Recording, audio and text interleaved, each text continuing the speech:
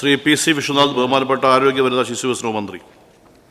Sir, കേരളത്തിലെ അംഗനവാടി ജീവനക്കാരുടെ പ്രയാസങ്ങളും ദുരിതങ്ങളുമാണ് സർ സഭയുടെ ശ്രദ്ധയിലേക്ക് ഈ ശ്രദ്ധ ക്ഷണിക്കൽ കൂടി കൊണ്ടുവരുന്നത്. സർ, ഇതേ വിഷയം തന്നെ ഞാൻ 29/10/2021 ശ്രദ്ധ ക്ഷണിക്കലായി അവതരിപ്പിക്കുകയുണ്ടായി. അന്ന് മറുപടി പറഞ്ഞുകൊണ്ട് അംഗനവാടി ജീവനക്കാരുടെ വേതനം വർദ്ധിപ്പിക്കും, 1000 രൂപ കണ്ട് വർദ്ധിപ്പിക്കുമെന്ന് ബഹുമാനപ്പെട്ട മന്ത്രി അന്ന് അതിന് മറുപടി പറഞ്ഞിരുന്നു. അതിപ്പോൾ എന്തായാലും 2 വർഷത്തിന് ശേഷം ഈ ഡിസംബറിൽ അവർക്ക് 1000 രൂപ വർദ്ധിപ്പിച്ചതിനുള്ള സർക്കാർ തീരുമാനം വന്നു. സാർ 2000 രൂപയായിരുന്നത് Oommen Chandy government, Shri doctor MK മുനീറും ഒക്കെ ആ മന്ത്രിസഭയുടെ സമയത്താണ് 10000 രൂപയായി വർദ്ധിപ്പിച്ചത്. പിന്നെ 2000 രൂപ കേന്ദ്ര സർക്കാരിൻ്റെയും കൂടെ കിട്ടി. കേന്ദ്ര സർക്കാർ ഇക്കാര്യത്തിൽ അംഗനവാടി ജീവനക്കാരോട് ഒരു നീതിയൊന്നും കാണിക്കാറില്ല. അവരുടെ ഭാഗത്തു നിന്നും 2000 വന്നു, 12000 ആയിരുന്നു. പിന്നെ ഇത്രയും കാലം 8 വർഷം കാത്തിരിക്കേണ്ടി വന്നു ഇവർക്ക് 1000 രൂപ കൂടി കൂടുതൽ കിട്ടാൻ. സാർ, അംഗനവാടിക്കാർ എന്ത് ജോലി ചെയ്യുന്നു എന്നുള്ളതല്ല സാർ പരിശോധിക്കേണ്ടത്, അംഗനവാടിക്കാർ എന്ത് ചെയ്യുന്നില്ല എന്ന് പരിശോധിച്ചാൽ മതി സാർ. അവർ 9 മണിക്ക് അംഗനവാടി ചെല്ലണം, ചെന്നാൽ ഉടൻ തന്നെ ഫോട്ടോ എടുത്ത് സൂപ്പർവൈസർക്ക് അയച്ചു കൊടുക്കണം അവിടെ ചെന്നു എന്നുള്ളത്. അത് കഴിഞ്ഞാൽ കുട്ടികൾക്ക് ബ്രേക്ക്ഫാസ്റ്റ് കൊടുക്കണം, അതിൻ്റെ ഫോട്ടോ എടുത്ത് അയച്ചു കൊടുക്കണം. അത് കഴിഞ്ഞ് അവർക്ക് പിന്നെ ഉച്ചഭക്ഷണം കൊടുക്കണം, അതും ഫോട്ടോ എടുത്ത് അയച്ചു കൊടുക്കണം. പിന്നെ ക്ലാസ് എടുക്കുന്നത് ഫോട്ടോ എടുത്ത് വീഡിയോ എടുത്ത് അയച്ചു കൊടുക്കണം. പിന്നെ വൈകിട്ട് പോകുന്നതിന് മുമ്പ് ഇത് ഫോട്ടോ എടുക്കണം. സാധാരണ ജീവനക്കാർക്ക് ഇപ്പോൾ ടീച്ചർമാർക്കൊക്കെ ആണെങ്കിൽ 4 മണിക്ക് വീട്ടിൽ പോകാം. ഇവർ ഈ 4 മണിക്ക് ശേഷം വീണ്ടും ഹൗസ് വിസിറ്റ് ഉണ്ട്. അപ്പോൾ ഹൗസ് വിസിറ്റിൻ്റെ ഭാഗമായിട്ട് ഇവർക്ക് പിന്നെ ആ അംഗനവാടിയുടെ പരിധിയിലുള്ള വീടുകൾ സന്ദർശിക്കണം. അതുപോലെ അതിൻ്റെ ഭാഗമായിട്ട് ഈ പറഞ്ഞ ഗർഭിണികൾ, വൾനറബിൾ ഫാമിലി, അവിടെയെല്ലാമുള്ള സർവേ, ആ കാര്യങ്ങൾ എല്ലാം അവർക്ക് ചെയ്യണം. കമ്മ്യൂണിറ്റി ബേസ്ഡ് എഡ്യൂക്കേഷൻ CBEയുടെ ഭാഗമായിട്ടുള്ള പ്രവർത്തനങ്ങളിൽ അവർ പങ്കാളികളാകണം. അതുപോലെ തന്നെ ഒരുപാട് പ്രധാനമന്ത്രി മാതൃവന്ദന യോജന, ആശ്വാസകിരണം, വിധവാ പെൻഷൻ, അഗതി പെൻഷൻ, വികലാംഗ പെൻഷൻ, ഇത് സംബന്ധിച്ചെല്ലാമുള്ള അന്വേഷണവും റിപ്പോർട്ടും എല്ലാം ഇവർ കൊടുക്കണം. ഗ്രാമസഭകളുടെ കാര്യങ്ങളിൽ സഹകരിക്കണം. അതുപോലെ തന്നെ ഇലക്ഷൻ ഡ്യൂട്ടിയിൽ പങ്കെടുക്കണം. ഇലക്ഷൻ ഡ്യൂട്ടിയിൽ പങ്കെടുത്തിട്ട് എന്നോടൊരു അംഗനവാടി ടീച്ചർ പറഞ്ഞത്, ഇലക്ഷൻ ഡ്യൂട്ടിയിൽ പങ്കെടുത്തതിൽ ഇവർക്ക് മാത്രമാണ് സാർ വേതനമില്ലാത്തത്, ബാക്കി എല്ലാ വിഭാഗത്തിനും വേതനം കിട്ടും. ഈ അംഗനവാടിക്കാർക്ക് മാത്രം ഇലക്ഷൻ ഡ്യൂട്ടിയിൽ പങ്കെടുത്താലും അവർക്ക് അതിനുള്ള വേതനം കിട്ടത്തില്ല. സാർ, ഓരോരോ തൊഴിലിങ്ങനെ കൊടുത്തുകൊണ്ടേ ഇരിക്കുകയാണ്. ഇപ്പോൾ കഴിഞ്ഞ ആഴ്ചയാണ് അവരോട് പിന്നെ സ്ത്രീകൾ ഗൃഹനാഥയായ കുടുംബാംഗങ്ങളുടെ ഒരു ലിസ്റ്റ് ഒരു ബ്ലോക്ക് പഞ്ചായത്തിൽ നിന്നും ചോദിച്ചു. അപ്പോൾ അവരത് തയ്യാറായിക്കൊണ്ടിരിക്കുകയാണ്. 6 വയസ്സ് വരെ പ്രായമുള്ള കുട്ടികളുടെ ലിസ്റ്റ് അത് എടുത്തുകൊണ്ടിരിക്കുകയാണ്. ഗർഭിണികളുടെ, മുല കിട്ടുന്നവരുടെ, അതെല്ലാം ഇങ്ങനെ എടുത്തു കൊടുത്തുകൊണ്ടിരിക്കുകയാണ്. അപ്പോൾ ഇങ്ങനെ ജോലി ഇങ്ങനെ കിട്ടിക്കൊണ്ടിരിക്കുകയാണ്. അതിനനുസരിച്ച് സാർ ഇവർക്കൊരു 21,000 രൂപയെങ്കിലും ശമ്പളമായിട്ട്, അത് ഓണറേറിയമാണ് സാർ, അതൊരു പ്രധാനപ്പെട്ട ആവശ്യമാണ്. ഓണറേറിയം എന്നുള്ളത് ശമ്പളമാക്കി മാറ്റണം. അവരെ പെൻഷനാണെങ്കിൽ 2500 രൂപ വർക്കർക്കും 1500 രൂപ ഹെൽപ്പർക്കുമാണ് കിട്ടും. തുച്ഛമായ തുകയാണ് സാർ, അത് വർദ്ധിപ്പിക്കണം.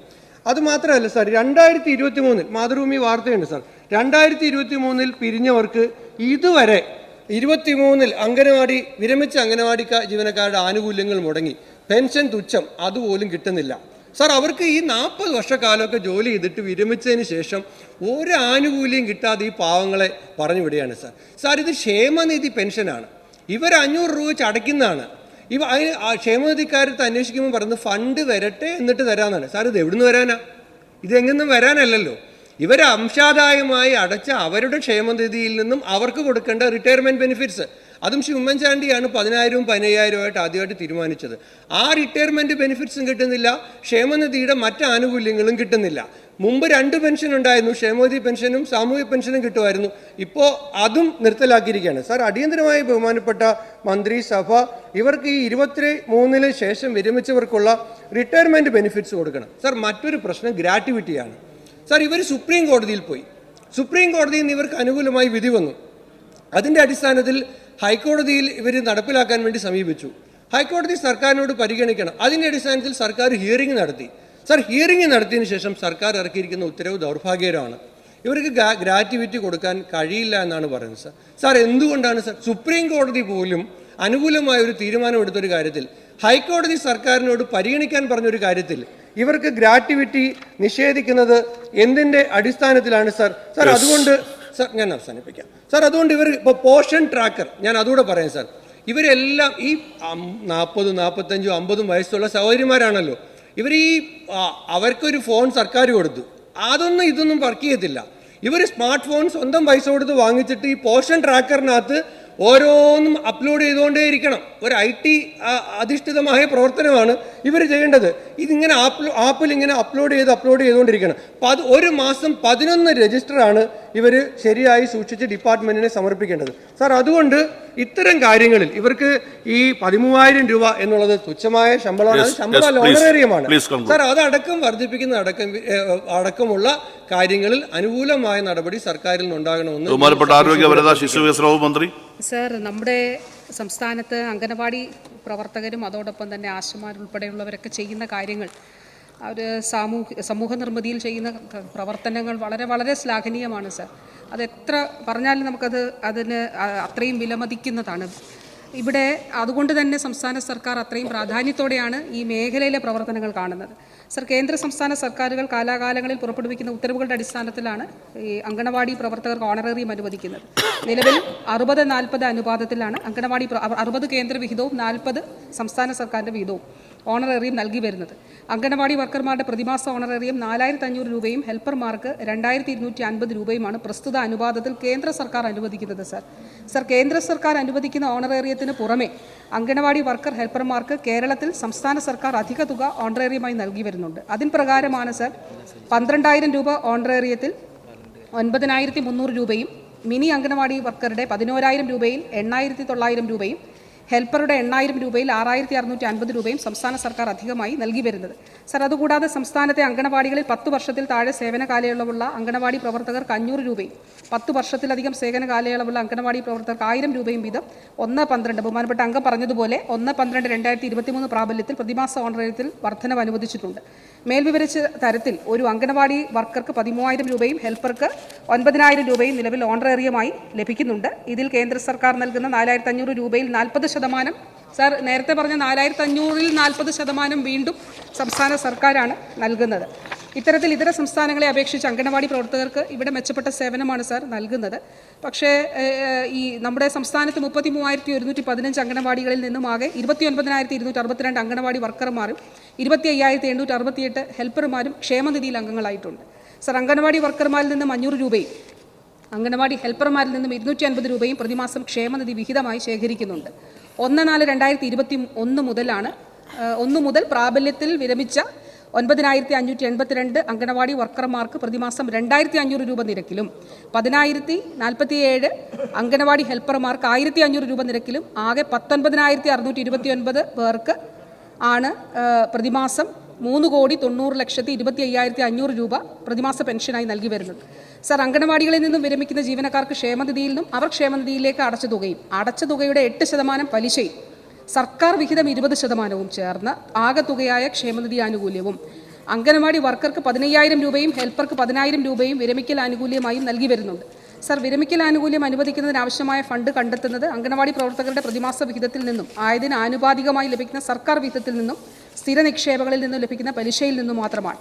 എന്നാൽ ഓരോ വർഷവും വിരമിക്കുന്ന പ്രവർത്തകരുടെ എണ്ണം വർദ്ധിക്കുകയും വിഹിതം അടയ്ക്കുന്നവരുടെ എണ്ണം സ്ഥിരമായി നിൽക്കുകയും ചെയ്യുന്ന സാഹചര്യത്തിൽ ഓരോ വർഷവും വർദ്ധിച്ചു വരുന്ന ചെലവ് ബോർഡിന് സാമ്പത്തികമായിട്ടുള്ള ഞെരുക്കം ഉണ്ടാക്കുന്നുണ്ടെന്നുള്ളതൊരു യാഥാർത്ഥ്യമാണ്. സാർ, ഇതിനെ അഡ്രസ്സ് ചെയ്യാനാണ്, ഇതിനൊരു ഇപ്പോഴുള്ള ഒരു പരിഹാരമല്ല, അതിനൊരു ശാശ്വതമായിട്ടുള്ളൊരു പരിഹാരം ഉണ്ടാകണമെന്നുള്ളതാണ് സർക്കാർ കാണുന്നത്. ധനവകുപ്പുമായി ഇക്കാര്യം നമ്മൾ ചർച്ച ചെയ്യുന്നുണ്ട്. വിരമിക്കൽ ആനുകൂല്യം നൽകുന്നതിനായി നിലവിൽ ക്ഷേമനിധി ബോർഡിൻ്റെ പക്കലുള്ള ഫണ്ട് അതിന് അപര്യാപ്തമായതിനാലാണ് ഈ കാലതാമസം ഉണ്ടാകുന്നത്. സർ, ഈ സാമ്പത്തിക വർഷം സർക്കാർ വിഹിതമായി 1,80,00,000 രൂപ അനുവദിച്ച് നൽകിയിട്ടുണ്ട്. സർ, 1/9/2009 മുതലാണ് അംഗനവാടി പ്രവർത്തകർക്ക് പെൻഷൻ അനുവദിച്ച് നൽകി തുടങ്ങിയത്. ആരംഭത്തിൽ വർക്കർക്ക് 500 രൂപയും ഹെൽപ്പർക്ക് 300 രൂപ ക്രമത്തിലുമാണ് പെൻഷൻ അനുവദിച്ചിരുന്നത്. അത് 22/4/2017 ഉത്തരവ് പ്രകാരം 1/6/2014 പ്രാബല്യത്തിൽ പെൻഷൻ യഥാക്രമം 1,000 രൂപയും 600 രൂപയുമായി വർദ്ധിപ്പിച്ചു. അതായത് യഥാക്രമം 200 രൂപയും 100 രൂപയുമാണ് അംഗനവാടി ജീവനക്കാരുടെ വിഹിതമായി സ്വീകരിച്ചിരുന്നത്. തുടർന്ന് 9/12/2019 ഉത്തരവ് പ്രകാരം 1/2/2020 പ്രാബല്യത്തിൽ പെൻഷൻ 2,000 രൂപയും 1,200 രൂപയുമായി വർദ്ധിപ്പിച്ചു. യഥാക്രമം 500 രൂപയും 250 രൂപയുമാണ് അംഗനവാടി ജീവനക്കാരുടെ വിഹിതമായി സ്വീകരിച്ചിരുന്നത്. വീണ്ടും 26/2/2021 ഉത്തരവ് പ്രകാരം 1/4/2021 പ്രാബല്യത്തിൽ 2,500 രൂപയും 1,500 രൂപയുമായി പെൻഷൻ വർദ്ധിപ്പിച്ചു. വിഹിതത്തിൽ എന്നാൽ മാറ്റമില്ല. ഇത്തരത്തിൽ കഴിഞ്ഞ 8 വർഷങ്ങൾക്കുള്ളിൽ വർക്കർമാർക്ക് 2,000 രൂപയുടെയും ഹെൽപ്പർമാർക്ക് 1,200 രൂപയുടെയും പെൻഷൻ വർധനമാണ് ഉണ്ടായിട്ടുള്ളത്. സ്വാഭാവികമായി ക്ഷേമനിധിയിലേക്ക് ജീവനക്കാരിൽ നിന്നുള്ള വിഹിതവും സർക്കാർ വിഹിതവും കൂട്ടിച്ചേർത്ത് പെൻഷൻ നൽകി വരുമ്പോഴും പ്രതിമാസ പെൻഷൻ വിതരണത്തിലെ ചെലവിലെ അന്തരം നിലനിൽക്കുന്നുണ്ട് സാർ. അതുകൊണ്ടാണ് അത് അഡ്രസ്സ് ചെയ്യുന്നത് സർക്കാർ.